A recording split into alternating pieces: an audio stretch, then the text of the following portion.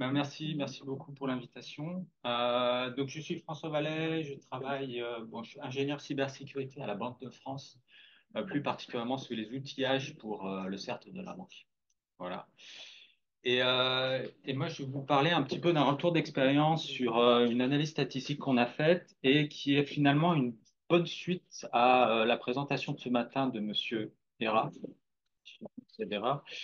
Comme quoi, n'importe qui peut faire du machine learning, enfin presque, et qui n'a pas besoin forcément de sortir des GPU et de l'artillerie lourde pour avoir quelques résultats.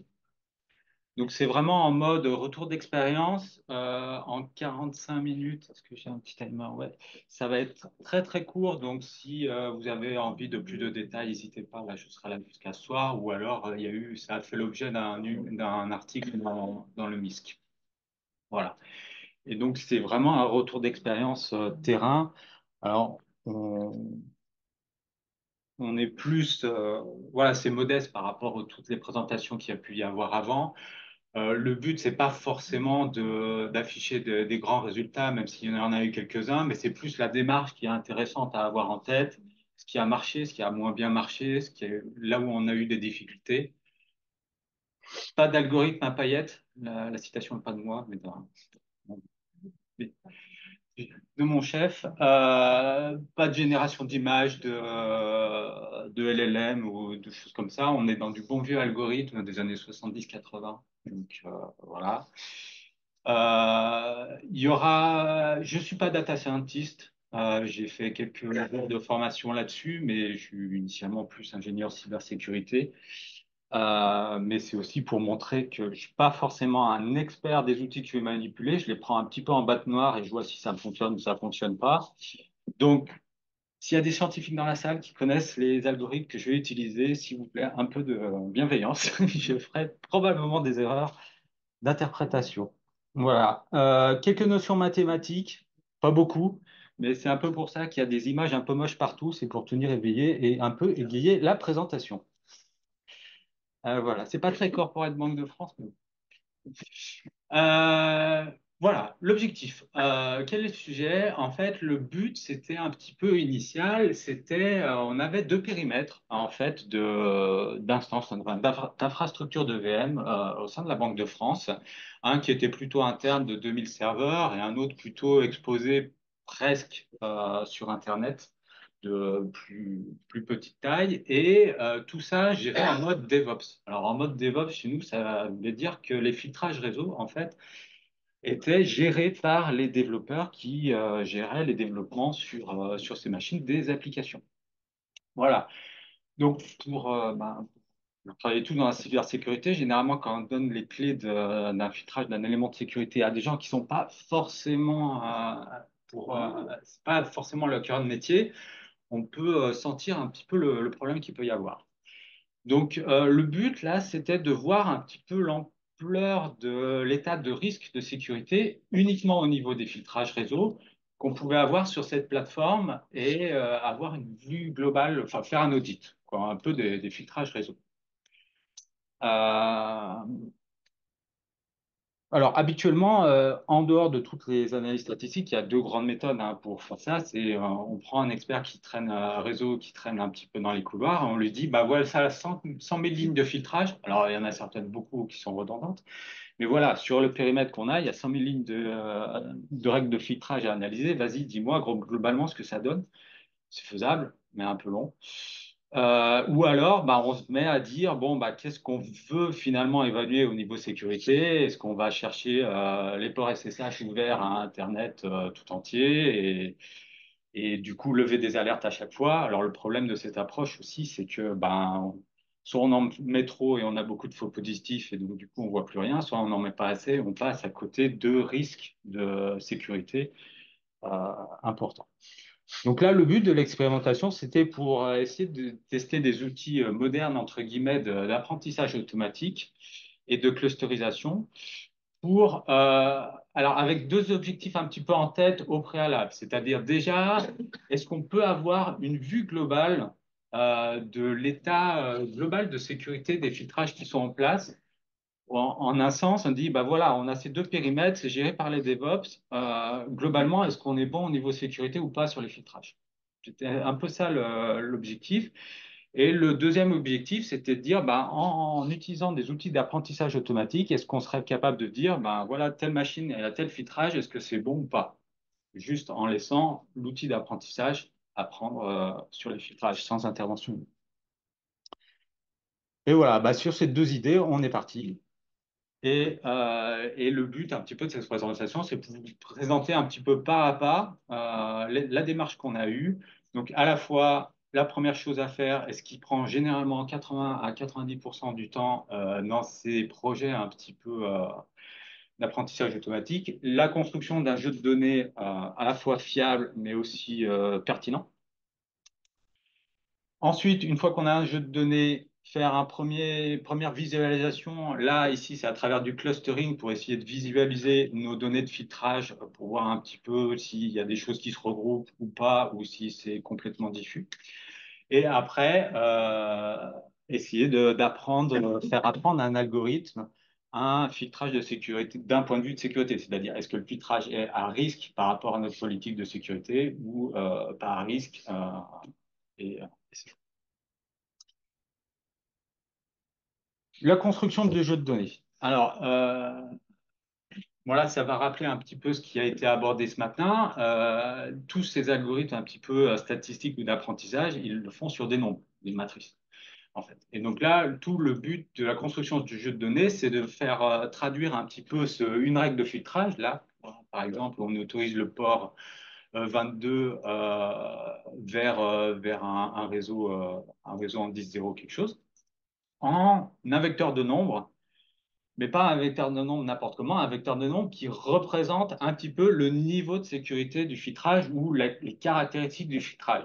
Parce que la première chose qu'on peut dire, bah facile, hein, transformer en un vecteur de nombre, je vais convertir en ASCII la chaîne de caractères, c'est bon. Sauf que la chaîne de caractères en ASCII, l'algorithme, il va un peu ramer pour comprendre ce que ça veut dire hello, TCP, 22, à quoi ça correspond au niveau sécurité, etc., etc. Donc, tout le principe là ici de construction du jeu de données, c'est à chaque fois se poser la question à la fois sur nos jeux de données, comment les traduire en nombres, mais aussi la finalité de ce que je veux faire apprendre à l'algorithme après. Moi, je veux lui faire apprendre des concepts de sécurité pour pouvoir après le classer en est-ce que c'est un risque au niveau de la sécurité ou pas. Voilà, c'est mon point de vue un petit peu. Et ben, c'est parti. Euh, bon, première chose, je passe vite, mais la première chose à faire, c'est déjà récupérer les filtrages et les interpréter. Euh, je le passe très très vite. Ici, on avait une infrastructure OpenStack. Donc, l'avantage d'OpenStack, c'est qu'il y a des API, on les récupère. On a deux niveaux de filtrage, à la fois sur la machine, à la fois sur le réseau du tenant. Donc, il faut les compiler. Il y a plein de règles à faire. Bon, c'est du réseau. C'est long et pénible. C'est des imbrications, c'est gérer des erreurs, des moins un dans les protocoles, pourquoi il y a moins un et pas 22. Enfin, bref, voilà.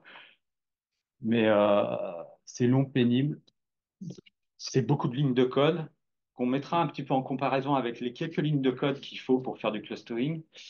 Mais c'est un petit peu le passage obligé un peu de tous les projets que nous on a, des expérimentations sur tout ce qui est apprentissage ou analyse statistique.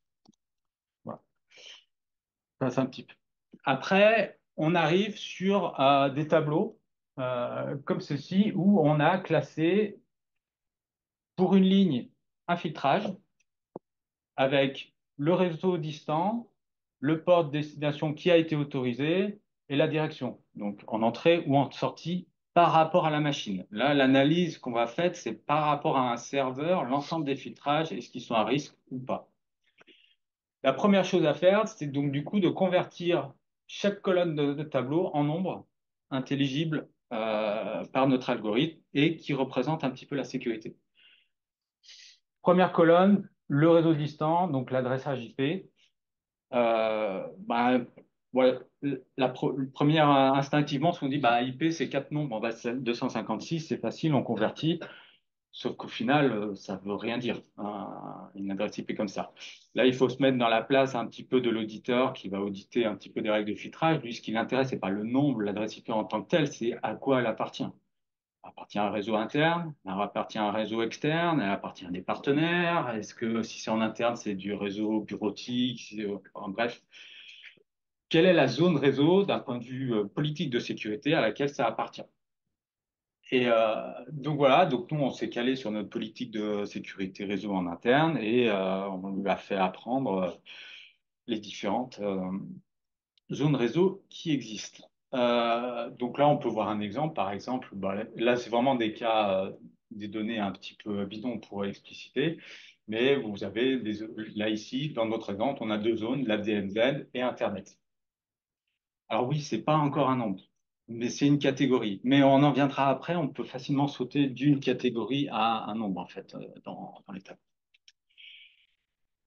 Enfin, ben, pour garder, là, on a transcrit sur quel réseau match un petit peu la base du network, en fait, du réseau distant. Et il y a une information supplémentaire qu'il faut rajouter quand même, c'est le nombre d'IP que ça représente. Ici, vous avez un filtrage en /32, donc il n'y a qu'une IP qui a été ouverte en entrée. Donc, on le traduit ici. Quand c'est un réseau en entier qui est ouvert, on garde l'information puisque c'est une information qui est pertinente d'un point de vue sécurité. Si on ouvre une IP ou 256, c'est pas pareil. On va pas analyser le filtrage par. On fait la même chose avec la colonne suivante qui est le port de destination. Pareil, c'est un nombre, ok, c'est bien, mais ça veut, d'un point de vue sécurité, c'est pareil. Ça ne veut pas dire grand-chose. Port 20. Enfin, il faut voir quand on met un nombre et qu'on va le faire analyser par des algorithmes de clustering, plus le nombre est proche, plus pour lui c'est la même chose. Le port 22, le port 25, ça n'a rien à voir. D'un point de vue sécurité, on ne va pas l'analyser pareil. S'il y en a un qui est ouvert et pas l'autre, voilà, l'auditeur ne l'analyse pas pareil. Alors que par exemple, le port 22 et le 3389, ça peut être considéré comme des ports d'administration. D'un point de vue sécurité, on peut les analyser un petit peu de la même façon. Leur ouverture implique le même risque de sécurité, au final. Voilà. Donc là, le choix qu'on a fait, c'est qu'on les regroupe pareil en catégories. C'est-à-dire, alors totalement arbitraire, ça dépend de vos contraintes de sécurité, pareil, de votre vision aussi que vous avez de la sécurité. Nous, on a fait des groupes administration, service VPN, service système, base de données, peu importe. Là-dessus, c'est des catégories qui vous parlent et qui, pour vous, sont discriminantes pour la sécurité.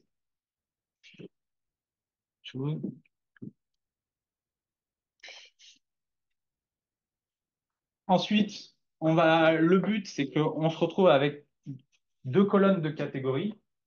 Une autre qui est la direction, qui est aussi une catégorie, puisque c'est entrée ou sortie.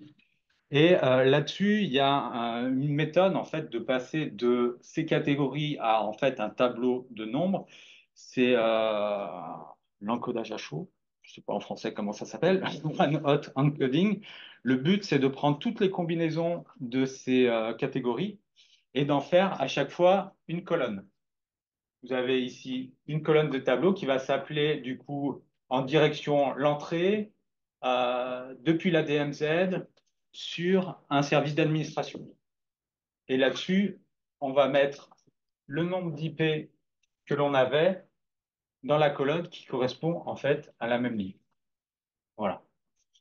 Euh, donc ça nous fait du coup au final un tableau de nombres. Alors attention, du coup, vu que les colonnes correspondent à des combinaisons de trois catégories, de trois types de catégories, on explose là les dimensions. Nous, dans notre cas particulier, on était à plus de 500 dimensions dans le tableau, en fait, concrètement. Ce qui peut poser un problème après pour les algorithmes. Mais bon, sur la quantité de données qu'on avait, c'était pas trop grave. Voilà. Bon, je passe encore un petit peu rapidement quelques ajustements, quelques petits tournevis pour que les données soient un petit peu plus pertinentes. Plutôt que vous avez vu, il y a une petite coquille en fait dans le transparent précédent puisque les nombres ne correspondent pas.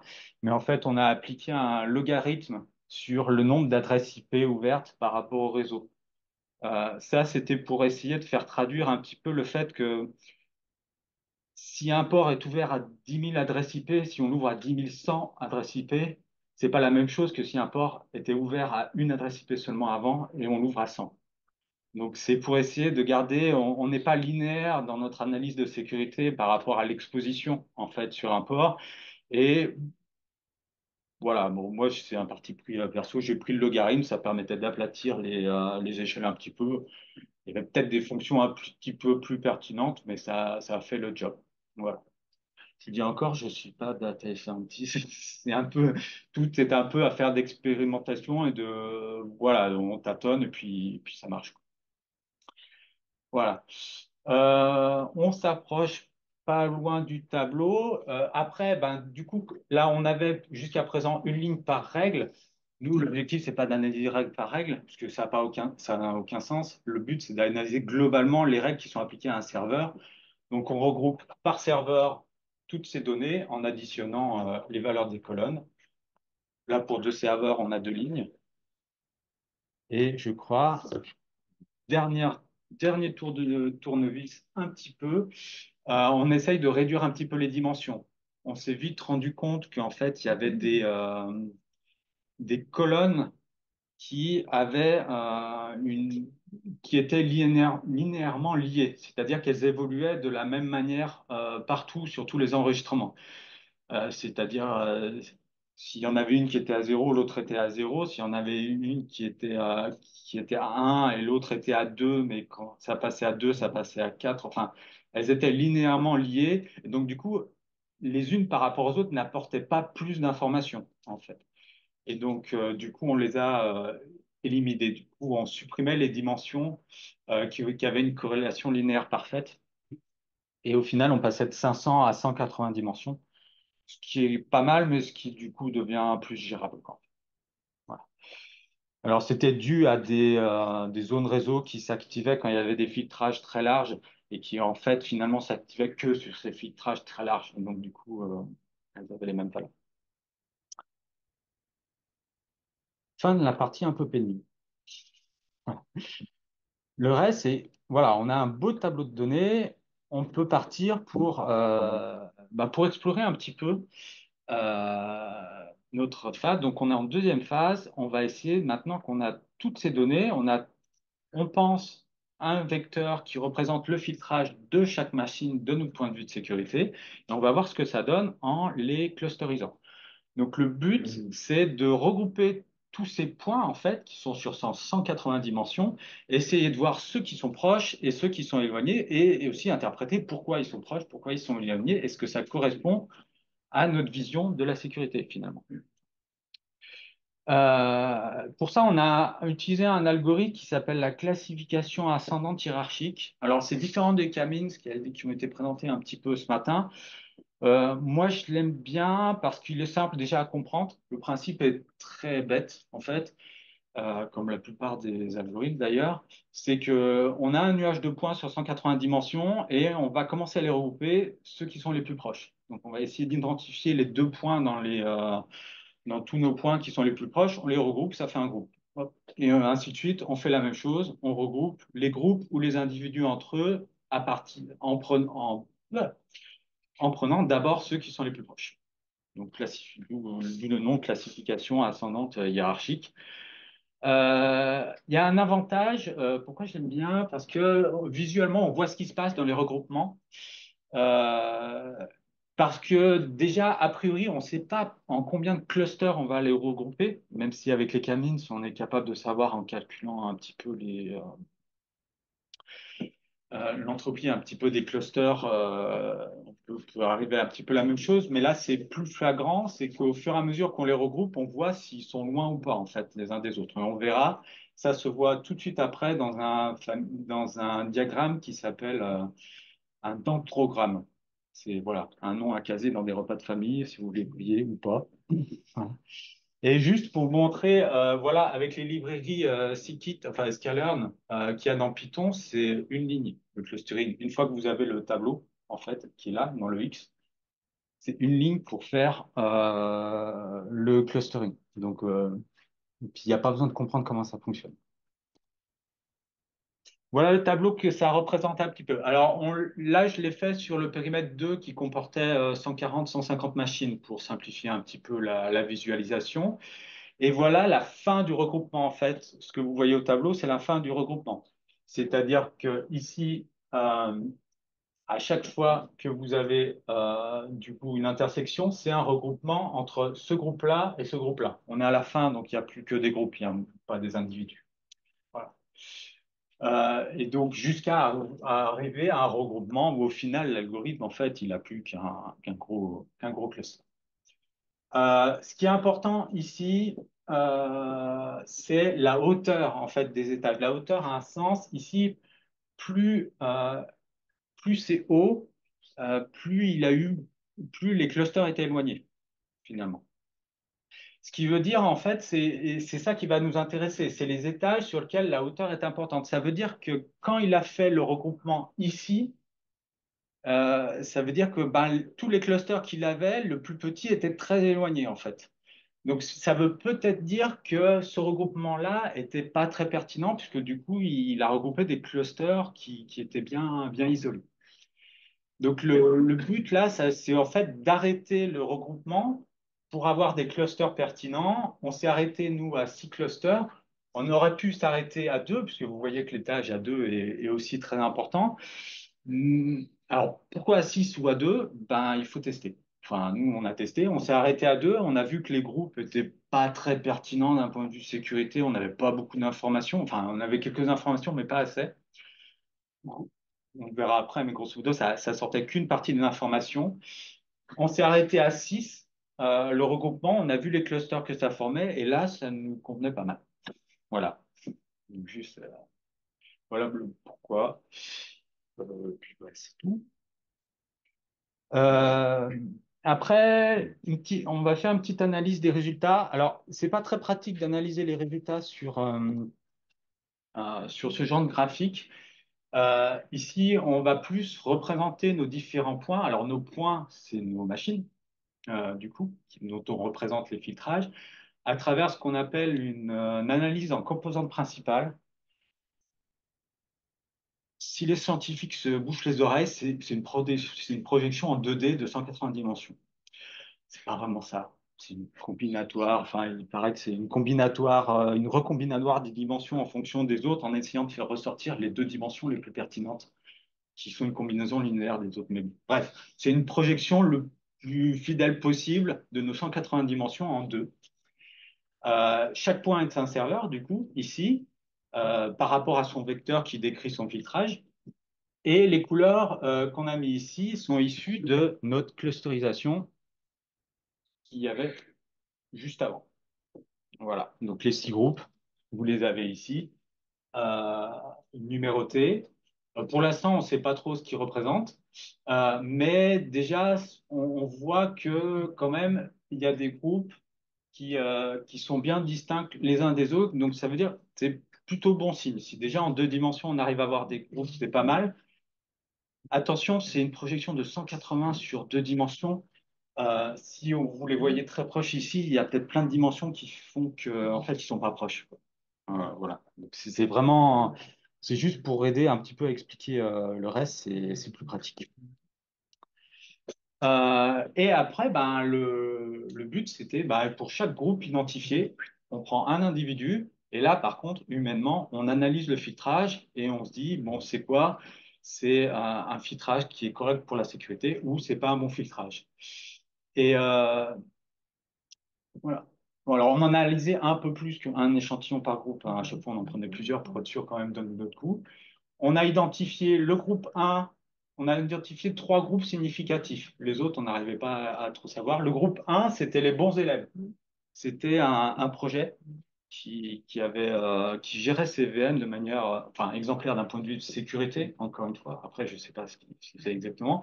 Mais grosso modo, les ports d'administration étaient filtrés. Il y avait qu'une ou deux IP qui pouvaient y accéder. Même les flux de sortie étaient limités vers Internet. Les services et des expérimentations qui étaient menées étaient aussi filtrés 4 que depuis, pardon, dont l'accès a été autorisé que depuis des partenaires. Voilà, donc le filtrage rêvé pour un spécialiste de sécurité. Le groupe 5, c'était un filtrage plutôt de type honeypot, c'est-à-dire tout ouvert. Donc lui, il a été bien, c'était même un groupe de 1, donc il était bien sur le côté. Donc là, c'est pas bon du tout. Et le groupe 4, un peu plus nombreux, 33 machines, où là, bon, c'était pas un épote, mais il y avait quand même énormément d'ouvertures très larges sur des ports d'admin ou sur des ports pas très conventionnels, et ils se dénotaient aussi un petit peu. Donc, grosso modo, on identifie un groupe de très bon filtrage, deux groupes où il y a des filtrages, j'aurais à redire, donc qui représentent à peu près 33, 34 machines sur nos 140. Et aussi un groupe de, on ne sait pas trop. Quand on les analyse, on dit il y aura peut-être moyen de peut-être corriger un petit peu tel ou tel type de filtrage, mais il faut voir le projet, ça dépend sur quoi ils travaillent. On avait des projets qui travaillaient sur des blockchains, donc sur des protocoles un petit peu bizarres, des choses comme ça. En analysant juste le filtrage, il n'y avait pas moyen de dire si c'était bon, mauvais, à risque ou pas. Là, il fallait rentrer dans le détail avec le projet. Donc, une zone un petit peu grise où l'algorithme seul ne pouvait pas trop catégoriser ces groupes. Voilà. Mais bon, si on revient un petit peu à l'objectif qu'on avait initialement, avoir une vue globale de la sécurité des filtrages en place, pour nous, c'était un petit peu rempli quand même, puisque déjà, on a réussi à classer quand même 34 machines dans des clusters bien particuliers sur lesquels on est sûr d'un point de vue sécurité, il faut revoir ces filtrages. D'ailleurs, c'est ce qui a été fait. On a contacté les équipes et ils ont corrigé tout ça. Un groupe qui était bon, les groupes ont été terminés. Euh, Ici, on peut dire, on a analysé 6 machines, on en a déduit 34 qui étaient à risque identifié. Alors, on a vérifié quand même que les 34, c'était vrai, hein. Mais théoriquement, du coup, après, si on est confiant sur le clustering, il n'y a plus que 6 machines à analyser pour 140 et c'est quelque chose qui passe bien à l'échelle. C'est-à-dire que c'est la même chose si vous avez 2000 machines. Sur 2000 machines, on avait un peu plus de groupes, 8, 9. Mais voilà, on analyse 8, 9 filtrages.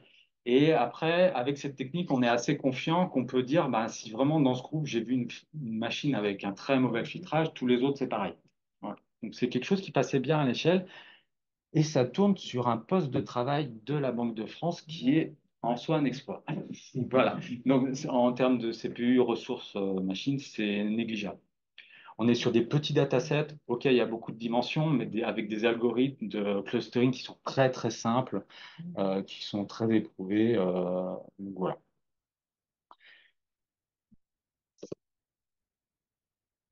Premier objectif, nous, on était assez contents du truc. Donc, ça nous a permis de faire un audit un petit peu à sécurité de tout le périmètre. Nous, concrètement, après, dans la vraie vie, on a pu, du coup, aller voir les équipes. Euh, Au-delà un petit peu de l'aspect identifier les mauvais et leur taper sur les doigts, ça nous a permis aussi de voir dans certains groupes des typologies de filtrage qui étaient un petit peu étranges. Et, euh, et c'est vraiment l'aspect visualisation qui est important. Ça ressort un petit peu des typologies de filtrage. Ça nous permet, nous, en tant qu'équipe sécurité, de discuter avec les métiers, de voir pourquoi ils ont configuré ça comme ça, et éventuellement de leur proposer des solutions un petit peu alternatives. Voilà. Euh, c'est vraiment au-delà de l'aspect d'essayer de vraiment classer, d'identifier les mauvais filtrages et d'y remédier, c'est cet aspect visualisation, avoir une vision globale en fait de ces filtrages sur ces périmètres qui est aussi très intéressante. L'étape d'après qu'on a tenté, c'est l'apprentissage supervisé, puisque finalement, du coup, on a toujours nos tableaux de vecteurs. On a maintenant déjà identifié des groupes sur lesquels il y avait des mauvais filtrages d'un point de vue de sécurité, bien entendu. Et bah, les bons filtrages, alors il y a les bons et les indéterminés aussi, un petit peu, parce qu'on va dire qu'a priori, il n'y a pas eu de gros incidents là-dessus, dans l'analyse. Et ben, pourquoi pas essayer de construire un modèle qui va apprendre ça pour nous prédire un label, finalement. Et le label, ça serait bon filtrage de sécurité, mauvais filtrage de sécurité. Alors pourquoi faire ça en plus de l'autre? Parce que l'autre, il faut voir que le clustering, à chaque fois que les données changent, le clustering va changer. Donc, il faut le réanalyser à chaque fois. Il faut reprendre des échantillons dans tous les trucs. Donc, c'est des choses, bon, c'est assez rapide, parce qu'une fois qu'on a toutes les moulinettes, c'est une demi-journée, une journée max à faire. Mais voilà, il n'est pas automatique, c'est un processus manuel, il faut investiguer, il faut quand même regarder nos données. Ici, le but, c'est d'avoir un algorithme qui va faire tout ça automatiquement et qui va labelliser le filtrage de la machine, bon, pas bon. Donc là, toujours pareil, je ne suis pas un spécialiste des algorithmes. Nous, on a utilisé une petite librairie qui s'appelle Picaret sur Python. C'est le machine learning pour les nuls. Vous lui donnez vos données en entrée, vous faites un setup et comparez les modèles. Il a quelques modèles, alors toujours des modèles un petit peu classiques, pas de LLM, pas de réseau de neurones ou des choses comme ça, mais les modèles un petit peu legacy, on va dire ça comme ça. Il les fait tourner tous en parallèle et il vous dit un petit peu le résultat, donc en termes d'exactitude, en fait, qu'il arrive à avoir. Donc ici, ce qu'on a fait, c'est qu'on a repris toutes nos données, on a mis le label mauvais au groupe qu'on avait identifié 4 et 5 qui étaient mauvais et le label bon dans tous les autres, et on a fait tourner l'apprentissage et en résultat, on a 100% de résultats.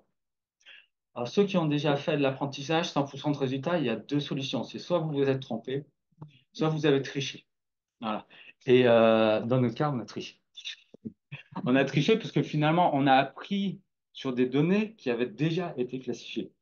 Donc forcément qu'on a 100% de filtrage puisqu'on a déjà choisi nos clusters qui étaient bien distincts des autres. On a mis des labels dessus, donc c'était extrêmement simple. Tous les algorithmes allaient bien apprendre. Alors pourquoi on a fait ça? Le but, c'était plus de bootstrapper un modèle avec déjà des données qu'on avait en nombre, sur les 2000 machines, 150 machines. Et après, le but, c'est de le faire vivre, c'est-à-dire qu'on le fait tourner, ça donne un label à un filtrage. Après, il y a quand même un humain qui va le voir, qui va dire si c'est un faux positif, faux négatif, qui va reclasser le truc. Et on réinjecte après la donnée pour refaire lancer le modèle. Et là, quand on commence à avoir de plus en plus de données qui n'ont pas été clusterisées par avant, là, on va avoir des cas où on va s'approcher dangereusement d'un cluster alors que le filtrage il était mauvais, mais il est proche d'un bon, et on va commencer à avoir des erreurs de classification. Et pour être franc avec vous, c'est un peu là qu'on s'est arrêté dans l'expérimentation. Alors pourquoi? Bah, parce que le reste est c'est un peu la face cachée qu'on décrit pas souvent en conférence, c'est l'usine à gaz que c'est pour maintenir tout ça. J'en étais, oui. Alors, une usine à gaz entre guillemets, hein, il y a plus complexe quand même, mais grosso modo, il faut conserver dans le temps des jeux de données d'apprentissage labellisés. Il faut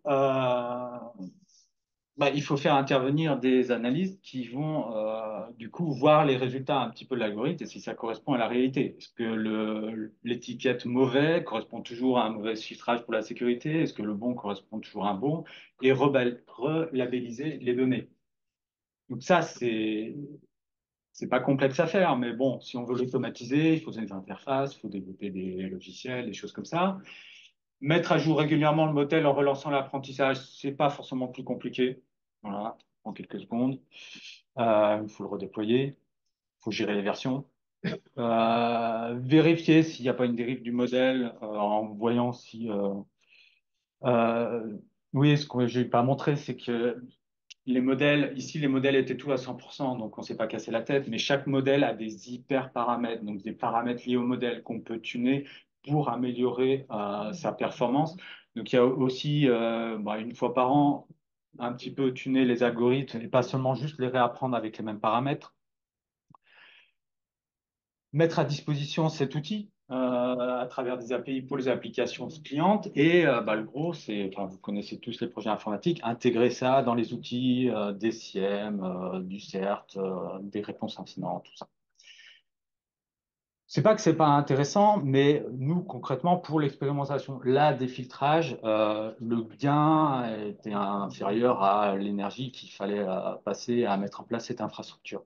Après, si on a une somme de petites expérimentations qui sont intéressantes à faire passer en production, peut-être du coup la somme de plusieurs l'idée d'application d'apprentissage supervisé peut pencher la balance et même déclencher des projets de mise en place d'une telle infrastructure. Donc sur la partie un petit peu l'objectif, concevoir un modèle d'apprentissage supervisé, en théorie, il y a du potentiel, puisque du coup, on arrivait quand même à bien distinguer les points des mauvais filtrages, des bons filtrages, euh, si on investit. Voilà. Ce qui n'a pas été le cas ici, concrètement, au-delà du POC. Et ça suffisait, nous, pour notre besoin, c'est faire un audit de temps en temps sur ce périmètre suffisait. Ça permettait de faciliter l'audit. Au lieu qu'ils prennent quelques jours d'un expert, ils prenaient une demi-journée de lancer le clustering et puis de regarder s'il n'y avait pas une dérive. Voilà un petit peu. Bon, c'est un slide un petit peu polémique de comparaison. Un petit peu, on revient par rapport à une comparaison entre l'approche un petit peu classique qu'on peut avoir d'audit de filtrage de sécurité à une approche comme ça par analyse statistique. La gros avantage qu'on a, c'est la rapidité et le fait que c'est automatisable, donc industrialisable. On perd peut-être en erreur de classification par rapport à un humain qui aurait passé tous les filtrages. Il aurait peut-être vu dans la zone grise qu'il y avait des choses aussi à repêcher et à mettre comme mauvais filtrage. On a fait le plus gros, quoi, grosso modo. Voilà un petit peu. C'est un petit peu ça l'objectif. Point important, les règles de décision, si on pas qu'une fois que c'est dans l'algorithme, il a ses règles. Il sait sur quelle colonne il va déclencher le bon label ou pas. Euh, Alors, c'est problématique. Dans notre contexte, on a beaucoup d'audits externes de sécurité. C'est difficilement justifiable dans le cadre d'audit. Voilà, on dit l'audit, prouvez-moi que vous faites des audits de filtrage. Oui, on a un algo qui tourne là, il dit bon, mauvais. Oui, mais comment il est fait l'algo? Prouvez-moi que.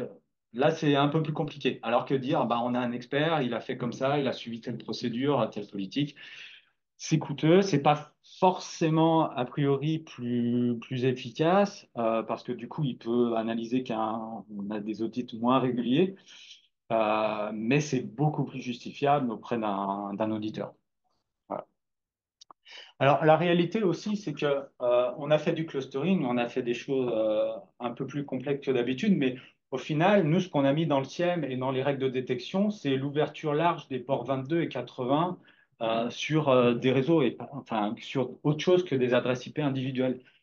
Et finalement, ça correspondait au cluster, au même cluster. Donc voilà, faut replacer un peu dans le contexte. La partie visualisation était très bien, ça permettait d'avoir une vue d'ensemble, mais une fois qu'on l'avait, finalement, une règle avec deux critères, ça faisait le même job en alerting continu. Donc c'était un peu pour ça aussi que le passage à mettre en production un modèle d'apprentissage supervisé le gain était moins important puisque en deux règles expertes, entre guillemets, on arrivait à faire le même résultat, quoi. Encore une fois, je ne vends rien, hein, je ne vends aucun algo, tout ça, je vous dis vraiment concrètement ce qui s'est passé. Quand même, les cas d'usage, donc, pour rappel, c'est plus analyse d'un périmètre large, rapidement, en mode quick and dirty. Ça veut dire peut-être qu'il y a des choses qui vont passer au travers, mais on arrivera à enlever le plus gros, hors objectif de conformité. Un autre cas d'usage qui peut être intéressant d'automatiser quand même, c'est pour aider vos DevOps conception d'un modèle de décision à destination des projets, donc pas des experts de la cybersécurité, mais à chaque fois qu'un projet va modifier un filtrage, un petit mail d'avertissement en disant peut-être que tu vas faire une bêtise parce que là, tu vas passer dans le label des mauvais filtrages, ça peut être utile. Du coup, le DevOps, il n'est pas forcément là pour ouvrir tout à la terre entière. Peut-être qu'il ne se rend pas compte de ce qu'il est en train de faire. Peut-être que c'est le filtrage de trop qui va ouvrir, qui va le faire passer comme à risque d'un point de vue global sur sa machine. Il n'en a pas confiance. Et ça évite surtout de monopoliser des experts en cybersécurité à chaque fois qu'on modifie un filtrage. Donc ça peut, dans ce cas-là, en mode, il peut faire des erreurs, mais ça peut être une indication au DevOps, c'est peut être intéressant. Et j'en ai fini. J'ai pas prononcé le terme intelligence artificielle pendant toute la.